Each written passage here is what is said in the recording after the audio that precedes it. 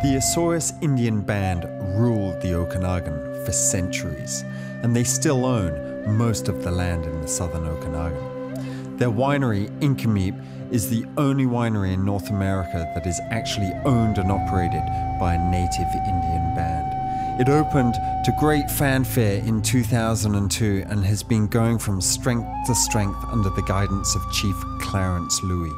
I went to meet up with Randy Picton, the head winemaker, who's particularly well respected for his great Pinot Noir. Now you've won some big awards for Pinot Noir too, right? We have done well, yeah. We've had recently Best Pinot Noir over $25 in Canada, Canadian Wine Awards, and Best $15 to $30 Pinot Noir in LA at the LA International. So that's pretty prestigious event. Fantastic. So, yeah, we're happy with that. And what makes growing grapes so special down here in terms of the terroir? What makes it so unique? Well, soil structures are pretty interesting. Climate is very interesting as well in the Okanagan Valley too. Right down here in the southern part, we get some real good heat units.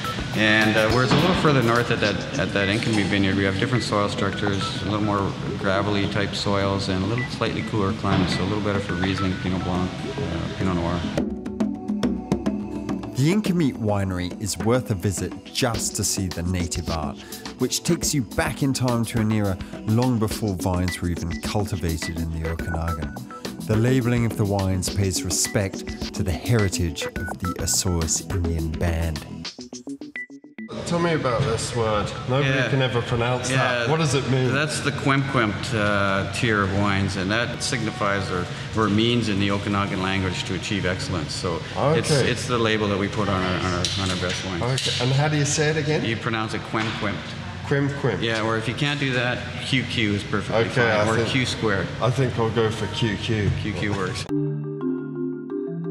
Next door to the winery is the Indian Band's Desert Cultural Center, as well as the Spirit Ridge Hotel. You can stay in beautiful villas where you can actually walk right out into the vineyards.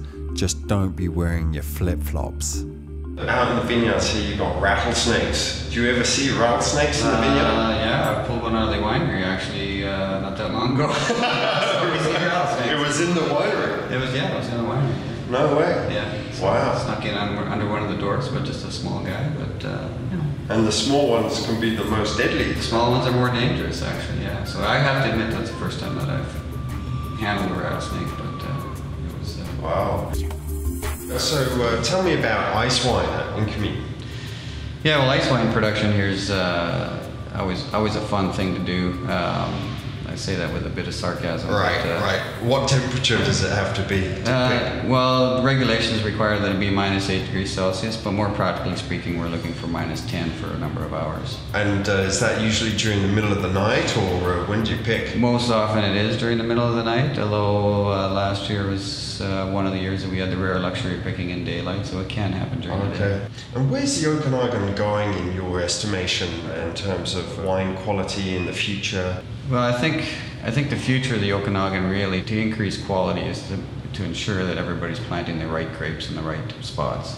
And that, I think, is paramount to increasing quality of the wine. And that's not exactly perfectly done right now? I don't believe it is, no. I think sometimes people are just putting varieties in the ground without doing the proper research. And sometimes it's a bit of a hit and miss. I mean, you might have to do some experimentation and actually plant the grapes and see what they work like, and then find out later they don't work. But I mean, that's a difficult thing, but really I think that would take us to the next level. In Burgundy, it took hundreds of years of experimentation before producers settled on Pinot Noir and Chardonnay as the varietals best suited to their terroir. It's still early days in the history of winemaking in the Okanagan, but wineries like Nk'Mip are definitely making progress, matching each site to a particular varietal. It's surely a winery to watch and definitely worth a visit.